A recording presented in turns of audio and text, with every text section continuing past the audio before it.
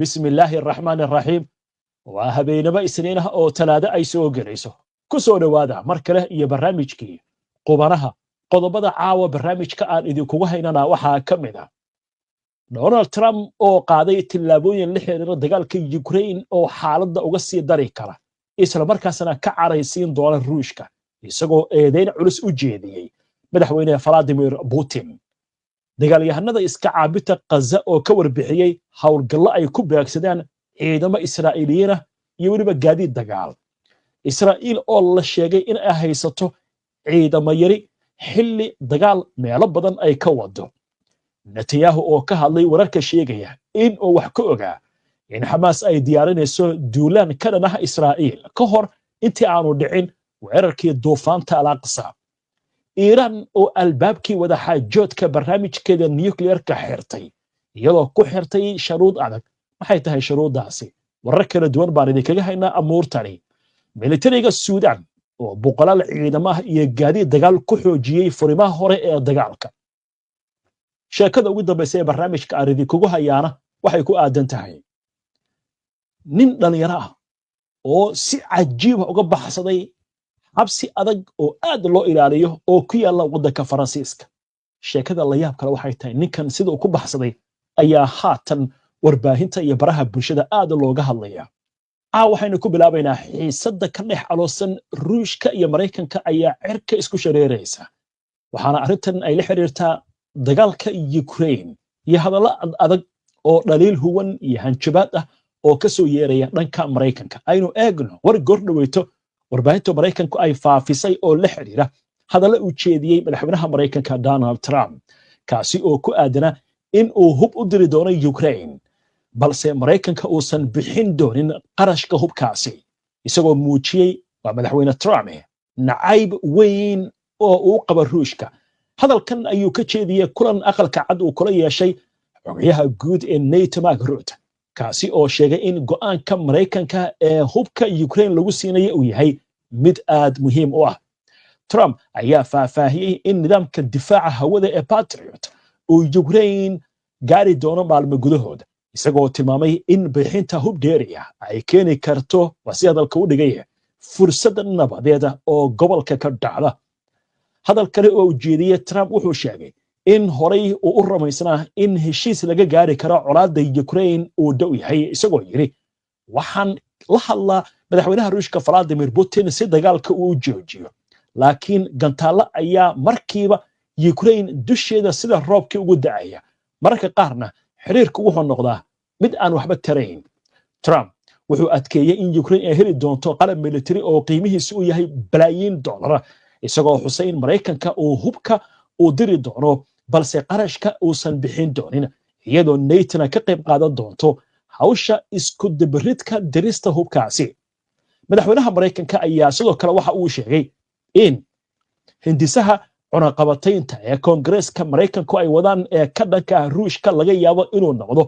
mid wax ku ool ah balse wuxuu rajo ka muujiyay inaysan qasab noqon doonin in cashuuro dheeraad ah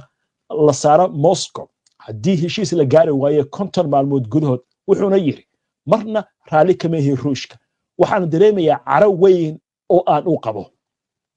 madaxweynaha Mareykanka ayaa waxa uu xusay in Putin uu si fiican u fahamsan yahay waxa heshiiska Ukraine uu yahay isagoo carabka ku adkeeyay inaysan jirin cid guuleysatay dagaalkan wasi hadalka u dhigay waxaana uu yiri waxaan jeclaan lahaa in dagaalka Ukraine uu dhamaado waan ka niyad jabsanahay Putin hase yeeshee wuxuu muujiyay inuu rumaysan yahay in heshiis laga gaari karo arrintan dhankiisa xogayaha guud ee NATO Mark Rutte ayaa waxa uu go'aanka Mareykanka ee hubka lagu siinayo Ukraine ku tilmaamay mid aad muhiim u ah wuxuuna sheegay in isbahaysiga uu qorsheynayo in uu siiyo Ukraine gargaar military oo kala duwan isagoo sidoo kale xaqiijiyay in xiriir ay la sameeyeen dalal Yurub ah oo doonaya inay door ka qaataan taageerada militariga ee Ukraine warbaahinta Mareykanka ayaa ka soo xigatay saraakiil Mareykan ah oo sheegaya in dirista hubkan cusub ee Ukraine loo arki karo calaamad muujinaysa in Trump iyo Putin xiriirkooda oo xumaaday markana aynu qoraansanno dhanka Suudaan halkaasi oo lagu soo waramayo militariga waddankaasi in ciidamo iyo waliba qalab militari ay u direen furimaha hore ee dagaalka iyadoo dagaalo culusna ay socdaan warbixin amurahani ku aadan waxaa soo jeedinaya wariyahayaga Yahya Ciise ciidamada qalabka sida ee Suudaan ayaa gurmad ciidan oo ballaaran waxay u direen gobolka galbeed ee Kordofaan iyadoo ujeedadu ay tahay inay gaaraan furimaha hore ee dagaalka iyo goobaha istiraatiijiga ah gaar ahaan wadooyinka isku xira gobolada Kordofaan iyo Darfur si ay uga hortagaan dhaqdhaqaaqa sii koraya ee ciidanka RSF sida ay soo warisay warbaahinta maxalliga ee dalka Suudaan. Ilawareedyadu waxay sheegeen in meelaha kala qaybiya saddexda gobol ee gobolka laga yaabo in maalmaha soo socda ay noqoto goobo dagaalo toos ah ay ka dhacaan. Gobolka Kordofaan waxa uu haatan ku sugan yahay xaalad feejignaan ah kadib dagaalo culus oo dhex maray ciidanka iyo xoogga la safan oo hal dhinac ah iyo ciidanka gurmadka degdega oo dhinaca kale ah iyadoo ciidamadu ay dib ula wareegeen gacan ku haynta deegaanka Samima oo dhanka galbeed kaga beegan magaalada Al Ubayd ee gobolka Kordofaan waqooyi saacada kadib markii RSF ay gudaha u galeen magaalada istiraatiijiga ah. dhanka kale barakac ayaa ka socda tuulooyin iyo deegaano hoostaga gobolka Kordofaan iyadoo dadku ay u barakacayaan magaalada caasimadda Al Ubayd ee gobolka Kordofaan waqooyi kadib markii ciidanka RSF ay weerar ku qaadeen tuulooyin badan taasi oo sababtay dhimashada iyo dhaawaca dad badan oo shacab ah. Shabakadda dhaqaatiirta Suudaan ayaa sheegtay in ciidamo ka tirsan RSF ay weerar ku qaadeen tuulada Hilaad Xamid oo galbeedka kaga beegan deegaanka Qarfa ee gobolka Kordofaan waqooyi halkaas oo ay ku dileen 8 qofood isla markaana ay ka geysteen dhac iyo boob ballaaran. kadib markii uu bilowday dagaalka sokeeye bishii Abriil 2023 Kordofaan waxay noqotay goob muhiim u ah dagaalka u dhaxeeya ciidanka iyo RSF kuwaasi oo sababay musiibo bini'aadanimo oo daran. gobolku waxa uu haatan yahay furinta ugu muhiimsan ee labada dhinac sabab la xiriira muhiimadda uu leeyahay oo ah isku xirka Darfur iyo bariga Suudaan iyo dhaqdhaqaaqa ciidan ee socda sida go'doominta magaalada Baba Nusa iyo la wareegitaanka magaalada Fulaa sida ay daawacday warbixin ay qortay wakaaladda wararka ee AB. dagaalka u dhaxeeya ciidanka Suudaan iyo RSF ayaa sababay inay dhintaan 40,000 oo qof ayna barakacaan tiro badan oo dad ah iyadoo wali ay socdaan xiisadaha iyo sidoo kale caqabadaha hortaagan gargaarka bini'aadanimo. intaan u gudbin wararkii ugu dambeeyay ee Gaza iyo sheekada ugu dambeysay ee barnaamijka aynu ku soo gabagabaynayno waxaan haatan eegaynaa dhanka Iiraan halkaasi oo warar kala duwan ay ka soo baxayaan gaar ahaan mowqifyo culus oo xukuumadda Iiraan ay jeedinayso oo la xiriira barnaamijkeeda nuclearka. Ali Akbar Walayati oo ah la taliyaha hogaamiyaha sare ee Iiraan ayaa daboolka ka qaaday in dalkiisu uusan aqbali doonin wax wada xaajood ah oo shuruud lagu xirayo. waxaana uu ka shaqeeyay in Tehran ay ka beediisan tahay wadahadalada nuclearka in lagu xiro shuruud ah in la joojiyo bacriminta uraniumka. Walayati ayaa hadalkan jeediyay intii lagu jiray kulan uu la yeeshay wasiirka arrimaha gudaha ee dalka Pakistan Muhsin Naqvi oo booqanaya magaalada Tehran waxaanu ku nuuxnuuxsaday in bacriminta uraniumka ay tahay mid ka mid ah xuduudaha qadka cas ee aan laga gudbi karin ee Iiraan. haddii wadahadalladu ku xiran yihiin in la joojiyo bacriminta ma jiri doonaan buu yiri waxa wadahadallo ah. Ali Akbar Walayati ayaa sidoo kale waxa uu sheegay inaysan aqbali doonin wax shuruud ah oo ah in Iiraan barnaamijkeeda nuclearka gaar ahaan bacriminta uraniumka ay gaarsiiso heer eber ah. goorsii horeysay oo maanta afayeenka wasaaradda arrimaha dibadda ee dalka Iiraan Ismaaciil Bakhai ayaa farta ku fiiqay in aan la cayimin waqti goob ama taariikh rasmi ah oo lagu qabanayo kulan dhexmara wasiirka arrimaha dibadda ee Iiraan Abbas Araghchi iyo wakiilka Mareykanka ee bariga dhexe Steve Witkoff isagoo intaasi ku daray in Iiraan ay rabto dareen dhab ah ka hor inta aysan dib u bilaaban wadahadallada. mar la weydiiyay shuruudaha Tehran ee ah in dib ay ugu laabanayso miiska wadahadallada Bakhai wuxuu sheegay in Tehran si dhab ah ay ugu biirtay wadahadalladii hore ee nuclearka ee Mareykanka ay la gashay laakiin Israa'iil ay gashay dambi ka dhan ah Iiraan ka hor wareegii lixaad ee wadahadallada isagoo tix raacaya weerarkii Israa'iil ay ku qaaday Iiraan 13 bishii Juun. inta aan la hubin in diblomaasiyaddu waxtar ay leedahay oo ay waxtar leedahay si dhabahaasi loo gaaro ma aqbali doono buu yiri waxa la yiraahdo caga juglayn. waa tahay macluumaadkaasna halkaas aynu kaga gudubno waxaan u gudbaynaa wararkii ugu dambeeyay ee Gaza halkaasi oo caawa howlgallo culus ay ka dhaceen ciidanka Israa'iil waxaa la sheegayaa hadda inay ku jiraan marxalad isdifaac marka laga tago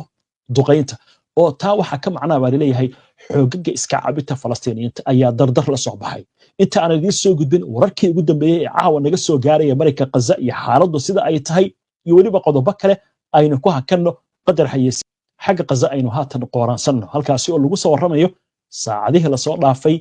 in xoogaga iska caabinta Falastiiniyiintu ay qaadeen weerar kala duwan waliba waxa leeyahay Israa'iil xaaladda ayaa ku adag ciidankeeda inkastoo Netanyahu uu ku dhagan yahay dagaalka in la sii wado laakiin marka la eego hadallada ka soo yeeraya warbaahinta Israa'iil qobarada Israa'iiliyiinta iyo xitaa saraakiisha ciidanka Israa'iil waxa la leeyahay xaaladdu way ku adagtahay haddaba aynu eegno warbixino kala duwan oo wakaaladaha wararka iyo warbaahinta carabta iyo tan Falastiiniyiinta ay tabinayso oo la xiriira howlgallo kala duwan oo xoogaga iska caabinta Falastiiniyiintu ay qaadeen goordhaweyto Saraaya al-Qudus ayaa soo tuurtay war ay ku sheegtay in hubiyaal cabirkoodu uu yahay 60 milimitir in ay ku garaaceen goob ciidanka Israa'iiliyiintu ay iskugu yimaadeen iyo gaadiidkoodaba oo ku taal Khan Yunis gaar ahaan wadada shanaad sidoo kale dagaalyahanada al-Qassam garabka hubaysan ururka Xamaas ayaa iyaguna sidaas si lamid ah waxay sheegeen in ciidamo Israa'iiliyiin ah iyo gaadiidkoodii oo ku urursanaa galbeedka wadada la yiraahdo Murjata oo ah aag ku yaal deegaanka Macaan oo ah Khan Yunis in halkaasi ay ku beegsadeen ciidamada Israa'iiliyiinta war kale oo goor sii horeysay Saraaya al-Qudus ay soo saartay waa garabka hubaysan ee ururka Jihaadul Islaami waxay sheegeen in cagaf ciidanka Israa'iil ay leeyihiin ay ku qarxiyeen deegaanka Abasan al-Kabira oo ku yaala bariga Khan Yunis dhanka Israa'iil ra'iisul wasaaraha Israa'iil Benjamin Netanyahu ayaa sheegay inuusan dayicin ama uusan iska dhiga tirin digninaha la xiriira qatar soo socota oo ka imaanaysa Xamaas ka hor weerarkii 7 Oktoobar Netanyahu ayaa waxa intaasi ku daray in uu ka hor yimid talooyin badan oo ka yimid saraakiil kala duwan oo kula taliyay in ciidanka uu baneeyo fariisamo ka mid ah marka Gaza wuxuu sheegay inuusan aqbalayn wax heshiis iswadaarsiya oo uu arko mid xun wasiidalka u dhigay balse uu ogol yahay oo kaliya heshiisyo uu arko kuwa wanaagsan sidoo kale wuxuu hoosta ka xariiqay in Gaza ay tahay in ay maamulaan dad aan doonayn in ay burburiyaan Israa'iil wasiidalka u dhigay Netanyahu marka halkaas ayuu mowqifkiisa dhigay laakiin maxaa soo baxay caawa sheeko weyn baa soo baxday macadka amniga qaranka Israa'iil ayaa wuxuu soo saaray war weyn oo la xiriira Israa'iil oo ay haysato dhibaato xagga ciidanka walow dagaal ay ka wada meelo kala duwan haddaba aynu eegno war goordhaweyto warbaahinta Israa'iil ay baahisay macadka daraasaadka amniga qaranka ee Israa'iil ayaa sheegay in ciidamada militariga Israa'iil ay wajahayaan mid ka mid ah dhibaatooyinkii ugu waaweynaa ee la xiriira shaqaale yarida ama ciidan yarida tan iyo markii la aasaasay 1948 ilaa 47 Israa'iil markii la aasaasay ciidankeeda ciidamada yaridii ugu ba'nayd ba haystaa la leeyahay aynu ku soconno warbixinta macadku wuxuu sheegay in ciidanku uu u baahan yahay 10,000 oo askari iyadoo Israa'iil dagaal ay kaga jirto dhowr jiho sahan ama daraasad la sameeyay ayaa waxay muujisay in 71% dadku ay aaminsan yihiin in markaa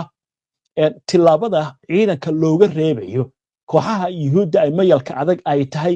mid dhaawici karta dadku inay ciidanka ku biiraan waxaan leeyahay 42% waalidiinta Israa'iiliyiinta ee caruurtooda askarta ay ka mid tahay ayaa waxay aaminsan yihiin in kooxdaasi in laga reebo ciidamadana ka qayb noqdaan taas ay tahay mid ku dhiirigelinaysa caruurtooda inaysan ku niyad samayn hawsha ciidanka ee ay ku jiraan halka kuwa kale ee caruurtoodu ay horay u doonaysa in ciidanka ku biiraan hadda ay dareemayaan inaysan ciidanka ku biirayn sababtuna ay tahay kooxahan mayalka adag oo haridiga loo yaqaan oo iyagu diidan inay ciidanka ku biiraan marka waxa leeyahay dhibaatadaas ayaa Israa'iil haysata oo la xiriirta xagga ciidamada yarida waa tahay barnaamijka subaxiina waxaan idinkugu soo gudbin doonaa sheeko ku saabsan xisbiyada ka tirsan ururada mayalka adag oo war weyn soo saaray oo la xiriira Netanyahu sheekadaas barnaamijka xulashada wararka ayaad ku daawan doontaan insha Allah taala sidoo kale barnaamijyadeena caawana waxaan idinkugu haynaa sheekooyin kala duwan oo markaasi ku saabsan xaaladaha gobolka waayahay iminka waxaynu soo gaarnay sheekadii ugu dambaysay ee barnaamijka aynu ku soo gabagabayn jirnay waxaynu ku soo qaadanaa sheeko ka duwan sheekooyinka barnaamijka aad ku soo daawateen waxaan idin haynaa sheekada ku saabsan nin dhalinyaro ah oo xabsi ku yaalla waddanka Faransiiska uga baxsaday si la yaab leh haddaba aynu eegno warbixino kala duwan oo warbaahinta waddankaasi Faransiiska iyo baraha bulshadu ay aad u hadalhayaan gaar ahaan xaaladda ninkan dhalinyarada xabsiga oo kaga baxsaday maxbuuskan 20 jirka ah ayaa waxaa lagu magacaabaa Ilyazid A magaciisa kale lama dhamaystirin si la yaab leh ayuu wax uga baxsaday baa la yiri xabsi amnigiisa aad loo adkeeyo oo ku yaal magaalada leerada Lyon waxaana lagu soo waramayaa in maxbuus kale oo la sii deynayay boorsadiisii u dhex galay anaga ayaa aragnay kadibna maxbuuskii kale oo la sii deynayay jimcihii waliba aynu ka soo gudubnay wada sheekadanaya ayaa ninka isagoo sita banaanka u baxay wali waxa leeyahay xabsigan waa xabsi ammaankiisa aad loo ilaaliyo isla markaasna kamid ah xabsiyada loogu ilaalista badan yahay inkastoo cariiri badan halkaasi uu ka jiro warbixintu waxay sheegaysaa in Ilyazid uu xirnaa markaasi dharkii ciidanka rali ahaada dharkii maxaabista kadib waxa la sheegay boorsada intuu dhex galay in ninkii la sii deynay boorsada banaanka u sii jiitay maxbuuskan baxsaday ayaa waxa la sheegay in loo haystay dambiye la xiriira dhac iyo dambiye kale oo uu galay waxa leeyahay dhowr sano ayuu ku xukunaa xabsiga macluumaadka ayaa waxa la sheegayaa in ninkan la ogaaday 24 saac kadib inuu maqan yahay kadibna waxa la eegay kaamirooyinkii iyo sida ninkan uu ku baxsaday ugu dambeyntii waxa la ogaaday ninkan la sii daayay inuu ninkan boorsada ku sii qaatay baadagoob baa la bilaabay ninkii maanta ayaa la soo qabtay waa maantay oo isniina intaas waa la raadinayay haddana waxaa la yiri xabsiga meelaha kamid ah meelaha ugu adag ayaa la sii gelinaya dhacdatan oo kale ayaa waxa badanaa ay ka dhacdaa baa la yiraahdaa xabsiyada ku yaalla waddanka Venezuela halkaasi oo haweeney markii ugu dambeysay boorsada ay ku qarisay nin saaxiibkeeda oo ay soo booqatay oo ay u keentay dhar iyo alaabo kale isagay hore u sii qaadatay waa sheeko cajiib ah inta ayaan ku soo gabagabeynayaa caawa barnaamijkii qubanaha waana ku mahadsantihiin daawashada barnaamijka si aad ula socoto wararkan iyo barnaamijyada iyo macluumaadka aynu soo gudbino haddii aad ka cusub tahay baraheena bulshada ama horay aadan ugu xirnayn hadda ku soo biir waana ku mahadsantihiin daawashada barnaamijka aynu barnaamijka xiga insha Allah inta ka horeysa nabadgelyo